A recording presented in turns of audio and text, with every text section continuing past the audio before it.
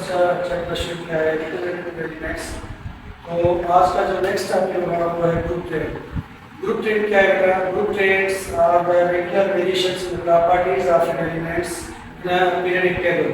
जो periodic table है उसमें जो ग्रुप्स के एलिमेंट्स होते हैं उसके अगर फिजिकल प्रॉपर्टीज में अगर रेगुलर वेरिएशंस के बारे में डिस्कस करेंगे उसको हम कहते हैं ग्रुप ट्रेड्स। तो ग्रुप ट्रेड्स की डेफिनेशन क्या है? The regular variations in properties of elements. जो एलिमेंट्स की प्रॉपर्टीज होती है फिजिकल प्रॉपर्टीज उनमें अगर रेगुलर वेरिएशंस आएंगी तो उसको हम कहते हैं ग्रुप ट्रेड्स। जैसा कि हमने फर्स्ट एग्जांपल लिया है इसका एटॉमिक रेडियस।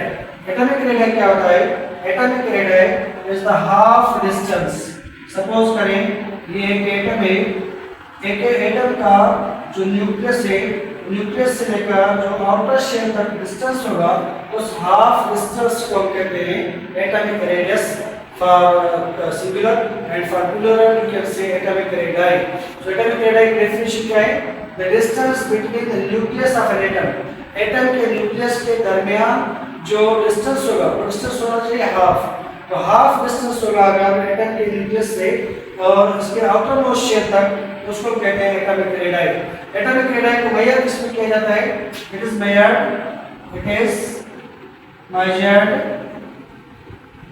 इन एंगस्ट्रॉम। जो एटॉमिक रेडियस होता है उसको मेजर किया जाता है एंगस्ट्रॉम यूनिट में। Angstrom is the smallest unit of the measurement और 1 angstrom is equals to 1 angstrom किसके बराबर होता है? इक्वल 10⁻⁸ सेंटीमीटर के बराबर, 1 सेंटीमीटर के बराबर 1 एंगस्ट्रॉम। ठीक है, तो ये डेफिनेशन बहुत इजी है। अब एक ग्रुप ट्रेड यानी ग्रुप में वेरिएशंस कौन से आएंगे ये आपको समझने की कोशिश करनी चाहिए। कौन सी वेरिएशंस जो ग्रुप में आएंगे?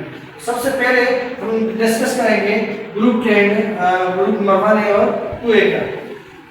जैसे कि ग्रुप ट्रेड के हिसाब से जो एटॉमिक रेडियस होता है उसकी जो वैल्यूज होती है ग्रुप के अंदर टॉप टू बॉटम में क्या होगी? इंक्रीज होगी।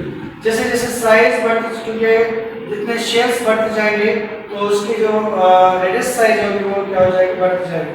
फॉर एग्जांपल लिथियम में अगर हम अल्कली मेटल्स की बात करें जो 1 ग्रुप जाया करता है वो जाया करता है अल्कली मेटल्स को, अल्कली मेटल्स को 1 से जाया करेंगे और जो सेकंड ग्रुप है उसको हम कहते हैं alkaline earth metals. Alkaline earth metals. तो अल्कलाइन अर्थ मेटल्स में अगर आप देखेंगे ये जो फर्स्ट ग्रुप है ये वाला, इस फर्स्ट ग्रुप को कहते हैं हम अल्कली मेटल्स, जबकि ये सेकंड जो ग्रुप है उसको हम कहते हैं अल्कलाइन अर्थ मेटल्स। अब ग्रुप ट्रेंड ये क्या कह रहा है ग्रुप ट्रेंड के हवाले से कि जैसे हम टॉप टू बॉटम आएंगे ग्रुप में, टॉप टू बॉटम में से जो एटॉमिक रेडियस की वैल्यूज होती है वो क्या हो जाएगी? इंक्रीज हो जाएगी।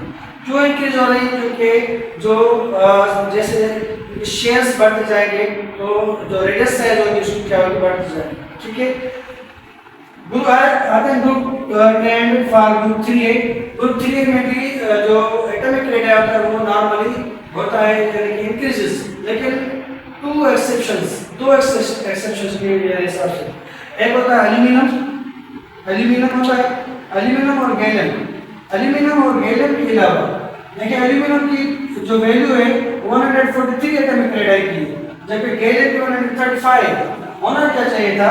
होना ये था कि एल्यूमिनियम की वैल्यू कम होनी चाहिए थी और गैलियम की वैल्यू क्या होनी चाहिए? ज्यादा होनी चाहिए, क्योंकि मैंने आपको अभी तरह समझाया अभी कि भाई एटॉमिक रेडियस की वैल्यू होती है वो क्या होती है? इंक्रीज होती है। लेकिन जो ये दो एलिमेंट्स हैं एल्यूमिनियम और गैलियम, इनकी वेरिएशंस है। एल्यूमिनियम की वैल्यू है 143, जबकि गैलियम की जो वैल्यू है एटॉमिक रेडियस की वो है 135। ये क्यों गैलियम की 135 है? क्योंकि गैलियम जो होता है वो डी ब्लॉक में आएगा, तो डी ब्लॉक में जो उसका जो डी ऑर्बिटल है उसमें इलेक्ट्रॉन्स फ्लो होंगे, तो इस वजह से जो गैलियम की साइज होगी वो आ जाएगी एल्यूमिनियम से कम हो जाएगी। यही वजह है कि एल्यूमिनियम का जो एटॉमिक रेडियस है वो गैलियम से ज्यादा है। ठीक है, समझ में आया?